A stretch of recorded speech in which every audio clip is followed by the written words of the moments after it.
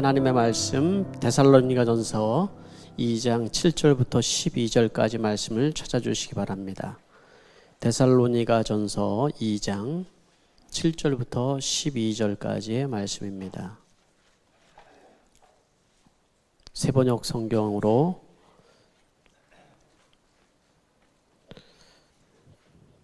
제가 한 절, 여러분들이 한 절을 같이 교독하겠습니다.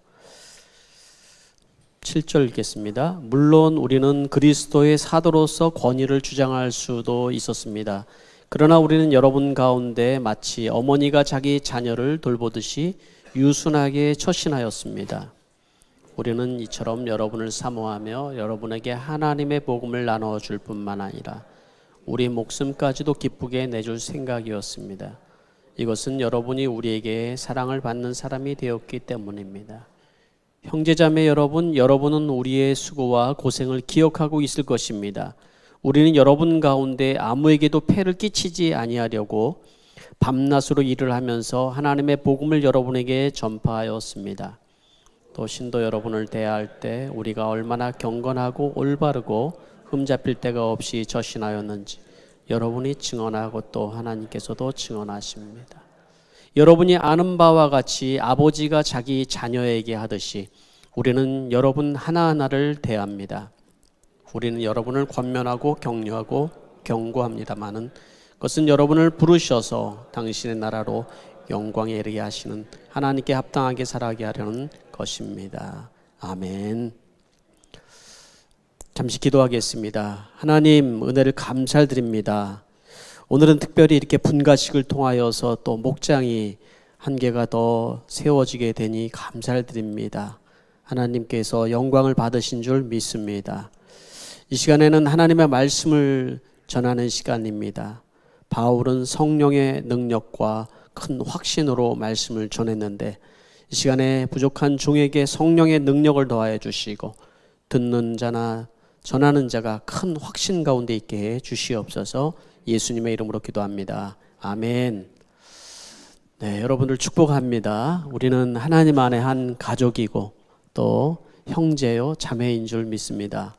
오늘 여러분들과 함께 나누는 말씀은 데살로니가전서 계속해서 본받고 싶은 모범이라는 제목입니다. 지난주 우리가 결단과 헌신의 말씀으로 제가 한번 여러분 기억을 다 하시겠지만 목장에서도 나누고 정리를 해서 다시 한번 말씀드리면 본받고 본을 보이는 모델이 되는 신앙인이 되게 하시고 하나님의 나라의 복음을 위해 잘못된 동기, 인정받으려는 욕구, 탐욕을 버리고 하나님의 영광을 위해 살게 하소서.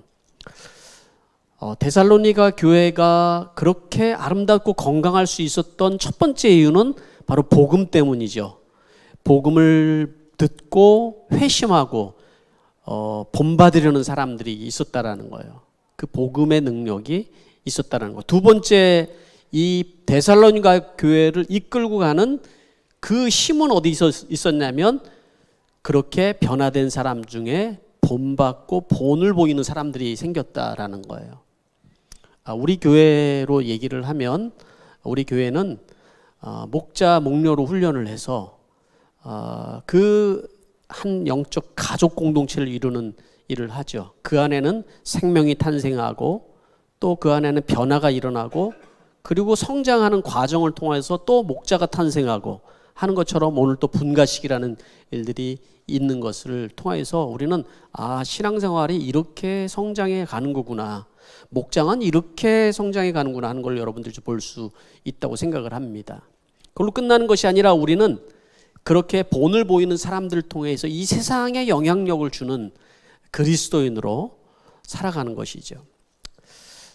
자, 오늘 이제 목자로 임명 받으시는 분들이 오늘은 받는 분이 오늘 이 말씀이 딱 오늘 거기에 맞는 말씀인 것 같아요. 또 목자로 살아가고 계시는 분들에게도 맞는 말씀이고 아직 나는 목자는 아니지만 지금 이 말씀을 듣는 여러분들에게도 동일한 마음으로 복음을 전하는 자의 삶을 살아가는데 꼭 필요한 말씀이라고 생각을 합니다.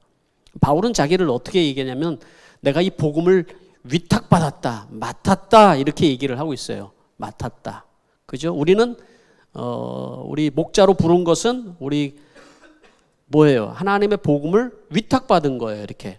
그래서 고린도전서 4장에도 사람이 마땅히 그리스도 일꾼이요 하나님의 비밀을 맡은 자로 여길지어다 이렇게 말씀했잖아요.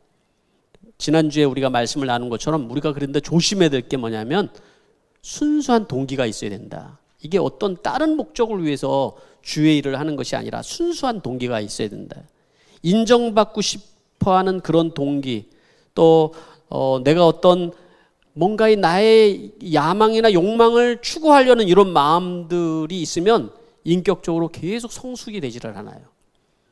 그렇기 때문에 끊임없이 우리는 이 부분하고 싸워야 된다고 생각을 합니다. 복음을 맡은 자에게 위험한 것은 그 복음 위에다가 자기 이익을 더 얹는 거예요. 그 복음 위에다가 자기가 하고 싶은 걸 더 얹고 자기의 영광을 더 거기다 얹고 자기 인정받고 싶은 마음, 이런 게 다 순수성을 잃어버리는 것들인 거죠. 신앙생활이라는 것은 결국 내가 죽고 예수님이 사는 거예요. 내가 죽는 만큼 예수님이 살고 그 목장도 여러분 부흥을 하는 것입니다. 그렇기 때문에 여러분 우리는 순수한 동기로 이 일을 하는 것이다. 그러면 오늘 우리가 읽은 이 말씀에 이어서 바울이 얘기를 해주고 있어요. 이 데살로니가 교회 교인들이 바울을 본받으면서 바울이 한 얘기이기도 하고 본인이 본을 보여준 얘기인 거예요. 세 가지로 오늘 얘기를 하려고 그래요. 교회라는 것은 오늘 우리가 성찬에도 얘기했지만은 하나님의 가족이 되는 것이다. 하나님의 가족이 되는 거예요. 아직 이렇게 우리가 목장 안에 또 교회 안에 속하지 않은 사람은 또 신앙생활하다 목장에 못 나오는 사람을 그냥 탕자처럼 생각을 하는 거죠. 집 나간 탕자. 언젠간 돌아올. 네. 그러니까 내가 공동체가 없다라는 것은 사실은 내 생각대로 내 계획대로 살아가는 거예요. 사실은. 그래서 잘 그 사람들이 신앙생활을 할 수 있도록 하나님의 가족 안에 있을 수 있도록 잘 가이드를 해줘야지 된다고 생각을 합니다. 그래야지 이런 과정들을 거치면서 성장을 해 나가는 것이죠. 그게 필요한 것이죠. 단지 예배만이 우리의 모든 신앙생활의 전부가 되면 안 되는 것이죠. 그래서 오늘 우리가 읽은 말씀 중에서 세 가지로 우리 짧게 제가 정리해서 좀 말씀을 드리려고 합니다. 자, 그러면은 이 데살로니가 교회가 그렇게 건강하고 정말 아름다운 교회가 될 수 있는 것은 그 본받고 본을 보이는 사람들인데, 이 사람들이 가족을 형성해서 세 가지의 모습을 보여줬다고 얘기를 하고 있어요. 7절부터 쭉 나오는데 첫 번째 모습은 어머니처럼이라는 단어예요. 어머니. 어머니가 자녀를 돌보듯이. 두 번째는 형제 자매라는 거예요. 형제 자매처럼 친밀하게. 세 번째는 아버지가 권위 있는 아버지의 모습. 아버지가 권면하듯이. 이런 모습이에요. 자, 그럼 첫 번째죠. 첫 번째 한번 읽어볼까요? 7절 말씀 시작. 물론 우리는 그리스도의 사도로서 권위를 주장할 수도 있었습니다. 그러나 우리는 여러분 가운데서 마치 어머니가 자기 자녀를 돌보듯이 유순하게 처신하였습니다. 첫 번째 우리가 본받아야 되는 그러한 모습은 무엇이냐면 어머니처럼 따뜻한 것이에요. 어머니처럼 따뜻해야 된다. 개역개정은 이걸 유모라는 표현으로 되어 있어요. 유모. 유모라는 어린아이들을 잘 이렇게 기르는 전문가를 얘기하잖아요. 우리 세번역에는 어머니처럼이라고 이렇게 표현이 되어 있습니다. 그래서 목자가 되고 목녀가 됐을 때 첫 번째 가져야 되는 자세는 따뜻함이에요. 어머니와 같은 따뜻함. 또 유순함. 이 유순함이라는 표현도 그 따뜻함이라는 표현을 얘기를 해주는 거거든요. 그것뿐만 아니라 여러분들도 신앙생활에 여러분들을 누군가가 본받기를 원하면 여러분의 그 따뜻함이 있어야 돼요. 신앙으로부터 나오는 따뜻함이 있어야 되거든요. 여러분 목장 안에는 어린아이들이 많이 있어요. 우리 박하정 집사님 우리 교회 어린이들이 많다고 그랬는데 저기 한 어린이 100명만 있는 게 아니라 어른들도 신앙적으로 봤을 때 어린이들이 많이 있어요. 여러분의 목장 안에 어린이들이 많이 있다고요. 네, 그건 뭐냐면 영적인 어린이를 얘기를 하는 거죠. 영적인 어린이. 이제 예수를 믿고 이제 성장해 나가야 되는 사람들을 얘기하는 것이죠. 뿐만 아니라 어떤 경우는 오래 신앙생활 했지만 여전히 아직 이 복음을 깨닫지 못하고 신앙생활을 지식으로만 하는 경우들도 사실이 있어요. 그래서 바울이 고린도전서에서는 고린도 교회를 향해서 뭐라고 얘기했냐면 여러분들은 어린 아이입니다. 이렇게 표현을 했거든요.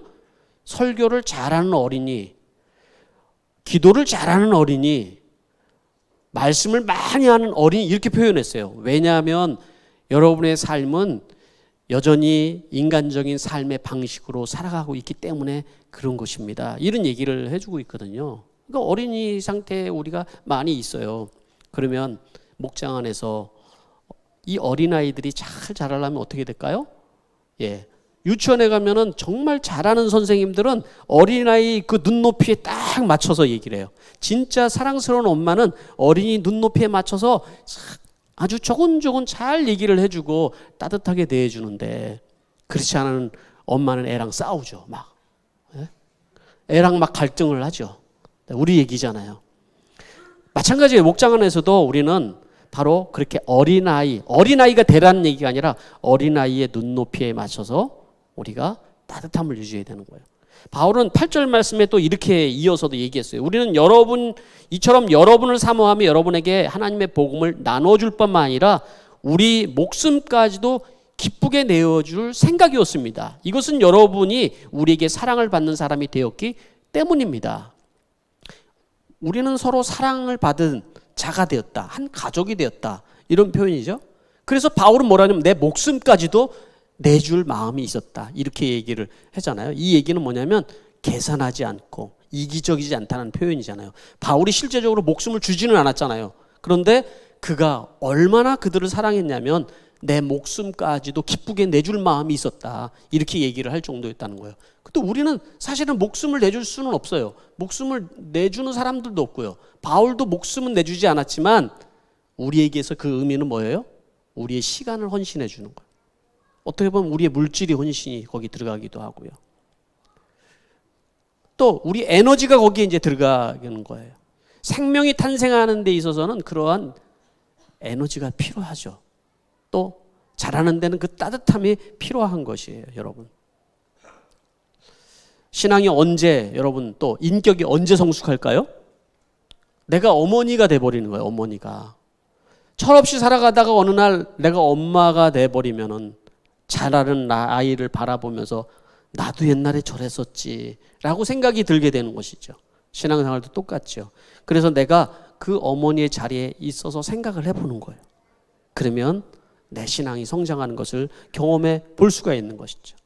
그래서 목장 안에는 이런 따뜻한 마음을 가지고 있는 엄마들이 많이 있어야 돼요. 그 엄마들이. 대표적인 사람은 목녀겠지만 목녀를 우리가 생각할 때는 어떤 이미지가 들어요? 따뜻한 사람, 섬겨주는 사람, 이런 이미지가 있어요. 그렇죠? 뿐만 아니라 여러분, 우리가 본을 받고 따라가는 입장에서는 우리도 그런 따뜻한 신앙인이 되려고 노력을 해야 되는 것이죠. 두 번째, 오늘 말씀에서 두 번째는 형제처럼 친밀하게. 졸리시니까 한번 따라해 보세요. 형제처럼 친밀하게. 네. 자, 9절 말씀을 제가 한번 읽어볼게요. 형제자매 여러분, 여러분은 우리의 수고와 고생을 기억하고 있습니다. 우리는 여러분 가운데 아무에게도 폐를 끼치지 아니하려고 밤낮으로 일을 하면서 하나님의 복음을 여러분에게 전파하였습니다. 10절입니다. 또 신도 여러분을 대할 때 우리가 얼마나 경건하고 올바르고 흠잡을 데가 없이 처신하였는지 여러분은 증언하고 또 하나님께서도 증언하십니다. 이 말씀을 잘 보면요, 여기에 아주 선명하게 얘기를 하고 있지 않지만 9절과 10절에 형제 자매로서 여러분들 내가 도왔습니다, 이렇게 바울이 고백을 하고 있어요. 그죠? 내가 형제 자매로서 여러분 도왔습니다 라는 거에 가는 거죠. 그러면서 내가 당신들에게 폐를 안 끼치려고 노력을 했습니다. 그리고 내가 얼마나 흠잡을 데 없이 처신하였는지를 알 것입니다 라고 본을 보이고 있는 우리 바울의 모습을 우리가 볼 수가 있죠. 왜 그랬을까요? 같은 형제자매로서 이들이 복음을 위해서 얼마나 수고하는지를 바울이 또 알았을 거예요. 그죠? 그래서 서로에게 폐를 끼치지 않으려고 노력을 했다라는 것이죠. 여러분, 목장 안에서는 목장 식구들끼리 목장 목녀가 제일 여러분 힘들 때가 언제일까요? 목장 식구들끼리 싸울 때예요. 예? 그냥 인간적인 것들과 또 여러 가지 일로 인해서 갈등하고 그러는 경우들이에요. 그런 경우들은 목자 목녀들이 제일 아마 힘든 경우들이 아닐까 싶어요. 그래도 싸우다가 다 또 나가요 또. 바울은 뭐라고 그랬냐면 나는 가능하면 폐를 끼치지 않으려고 노력한다. 그 얘기를 했죠. 그런데 이 데살로니가 교회에 있는 성도들이 그것을 본받아서 얼마나 신실하게 정말 신앙생활을 했냐면 고린도전서 8장에 보면은 마게도냐 교회가 어떻게 다른 교회 사람들을 도왔는지를 얘기를 해요. 마게도냐 교회의 핵심 교회는 데살로니가 교회였어요. 그죠? 그러니까 여기 마게도냐 교회라는 것은 데살로니가 교회라고 얘기해도 뭐 부족함이 없는 것이죠. 고린도서 8장 2절을 보니까 이랬어요. 그들은 큰 환난의 시련을 겪으면서도 기쁨으로 섬기고 근심한 가난에 쪼달리면서도 넉넉한 마음으로 남에게 베풀었습니다. 그들은 우리가 4절에 보니까 기대한 이상으로 하나님의 뜻을 따라서 먼저 자신들을 주님께 바치고 우리에게 바쳤습니다. 그러니까 큰 환난 가운데서도, 그리고 여기 근심한 잘못자가 썼는데 극심한 가난 가운데라는 거예요. 극심한 가난이 있었어요. 그 데살로니가 교회 사람들도. 그 도시 속에서 가난이라는 것이 얼마나 힘든 일이에요. 그죠? 그런데 그들 가운데 섬겼다라고 얘기를 하는 거예요. 형제자매로서 목자 목녀들이 해야 될 일은 뭐냐면요, 우리 목장에서 목자 목녀가 하는 일들을, 어떤 일을 하는지 적극 동역자의 마음으로 도와주는 거예요. 같은 마음으로. 어떤 것을 할 때 그냥 격려해주고 한 마음이 되는 거예요. 그게 교회인 거죠. 그게 하는 사람만 일하고 그냥 늘 갈등하고 그러면은 그 목장은 성장을 할 수 있겠습니까? 성장을 할 수가 없는 것이죠. 그렇기 때문에 여러분, 목자 목녀만 섬기는 것이 아니라 목장 식구 누구든지 서로를 섬기려고 해야 되는 거예요. 그게 폐를 끼치지 않는 삶인 거예요. 네. 이런 경우에 목장에 온다고 그러고 그날은 분명히 온다고 그랬는데 그날 오지를 않았어요. 목자 목녀는 음식을 다 준비하고 기다리고 있는데 그냥 늘 기다리고 있는 상황에, 목자의 삶이라는 건 사실 기다리는 삶이에요. 늘 기다려요. 저도 목회가 기다리는 것이라고 생각해요. 그런데 여러분, 우리가 형제의 그 고통을 알고 형제로서 서로를 이해한다면 최대한 우리가 도우려고 노력하고 함께 섬기자고 할 때, 함께 섬기려고 할 때 여러분 건강한 교회가 되는 것입니다. 그리고 세 번째, 마지막으로 이제 여러분들에게 오늘 이제 짧게 제가 이제 얘기를 해야 되기 때문에 더 구체적으로 들기 원하는 사람 일부 설교 녹음한 걸 들으시면 될 것 같아요. 세 번째로는 아버지처럼 권위 있게, 한번 따라해 봅시다. 아버지처럼 권위 있게. 네, 11절 12절 말씀을 제가 읽어볼게요. 여러분이 아는 바와 같이 아버지가 자기 자녀에게 하듯이 우리는 여러분 하나하나를 대합니다. 우리는 여러분을 권면하고 격려하고 경고합니다마는 그것은 여러분을 부르셔서 당신의 나라와 영광에 이르게 하시는 하나님께 합당하게 살아가게 하려는 것입니다. 어머니와 같이 따뜻한 마음만 있으면 성장을 못해요. 그죠? 뭐가 있어야 돼요? 아버지 같은 존재가 있어야 돼요. 아버지. 가정도 되려고 그러면 어머니는 정말 따뜻하고 자상한데 아이가 막 이렇게 이상하게 크는 경우들도 있어요. 아버지의 권위가 사라진 경우들도 가끔 그런 경우가 있어요. 또 어머니의 그 따뜻함이 없어도 또 문제가 생겨요. 그러니까 균형이 필요한 거잖아요. 목장에서도 마찬가지예요. 아버지의 권위는 반드시 필요한데 여기에서 뭐라고 얘기를 해요? 아버지가 자기 자녀에게 하듯이 한 사람 하나하나를 대합니다. 이렇게 하나하나를 자상하게 아버지의 마음으로 대하는데 뭐를 한다고 그랬어요? 권면해주고 격려해주고 경고해요. 아버지는 그냥 야단만 치고 이게 아니라 진짜 아버지는 권면을 잘 해줘요. 격려도 잘 해주고 그리고 잘못된 일로 가면은 경고도 해줘요. 왜 그래? 왜 그렇게 한다고 그랬습니까? 바로 하나님 나라에서 합당한 삶이 무엇인지를 알게 해주려고 그렇다라는 거예요. 그게 그런 역할을 하는 사람이 필요하다는 거예요. 목장 안에서는. 그러니까 여러분, 우리 목장 안에서는 목자가 이러한 영적인 아버지 역할을 한다고 그러면 목녀는 따뜻한 엄마의 역할을 감당을 하는 것을 많이 보죠. 그죠? 이게 또 바뀌기도 해요. 가끔 이렇게 어떤 목장에는. 그렇지만 대체적으로 그럽니다. 네? 여러분들이 아버지의 그 권위를 세우려면 그냥 권위라는 것은 직분이 세워졌다고 세워지는 건 절대로 아니에요. 직분으로 여러분 신앙생활 하던 시대는 여러분 끝났다고 저는 생각을 해요. 내가 안수집사가 되고 내가 장로가 되고 내가 목사가 되고 내가 그러니까 여러분들이 나를 순종해야 되고 이런 거 시대는 끝났다고 생각을 해요. 예. 언제 여러분 그 권위가 세워질까요? 그 영적인 권위가라는 것이 언제 세워질까요? 하나님 뜻대로 살아가려는 모습을 볼 때예요. 정말 저 사람은 하나님 앞에 진실되게 기도하고 있구나. 저 사람은 정말 진실되게 하나님의 말씀대로 좀 살아가려고 하는구나 라는 것이 느껴질 때 영적인 권위가 느껴지는 거예요. 그러니까 영적 권위를 세우는 사람들에게 필요한 것은 기도와 말씀이라고 저는 생각을 합니다. 기도하는 목자들이 돼야 되는 거죠. 기도하는.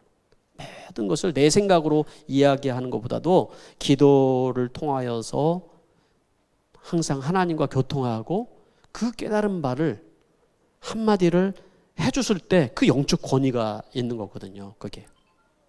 그때 그 권면이 먹히는 거예요. 또 그 격려가 큰 위로가 되는 거예요. 잘못된 길을 가고 있을 때 그것이 경고로 받아들여지는 거예요. 그렇게 하나님 나라의 사람으로 우리가 세워지는 것을 우리가 경험을 하는 것이죠. 말씀을 맺도록 하겠습니다. 오늘 제가 여러분들에게 건강한 공동체에 있어야 되는 그런 모범을 여러분들에게 소개를 드렸어요.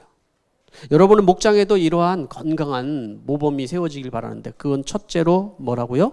어머니처럼 따뜻함이 있어야 된다. 둘째는 형제들의 친밀함이 있어야 된다. 셋째는 아버지와 같은 영적인 권위가 있어야 된다는 것입니다. 이 시간에 여러분의 목장 안에 또 우리 교회 안에 이런 목장들이 많이 생기고 우리 교회가 정말로 데살로니가 교회처럼 그런 영향력을 이 시드니 땅에 끼치는 교회가 될 수 있게 되기를 기대합니다. 우리 잠시 기도하겠습니다. 오늘 말씀을 한 줄로 정리를 해봤습니다. 결단과 헌신을 통해서 이렇게 여러분들이 함께 기도해 주길 바랍니다. 교회와 목장 안에서 어머니처럼 따뜻하고 동료처럼 형제처럼 친밀하고 아버지처럼 영적인 권위를 본받고 싶은 모델들이 많이 있게 하여 주시옵소서. 내가 그런 모델들이 되게 해 주시옵소서. 우리 하나님 앞에 여러분들이 헌신과 결단의 기도를 올려드리도록 하겠습니다. 기도하겠습니다.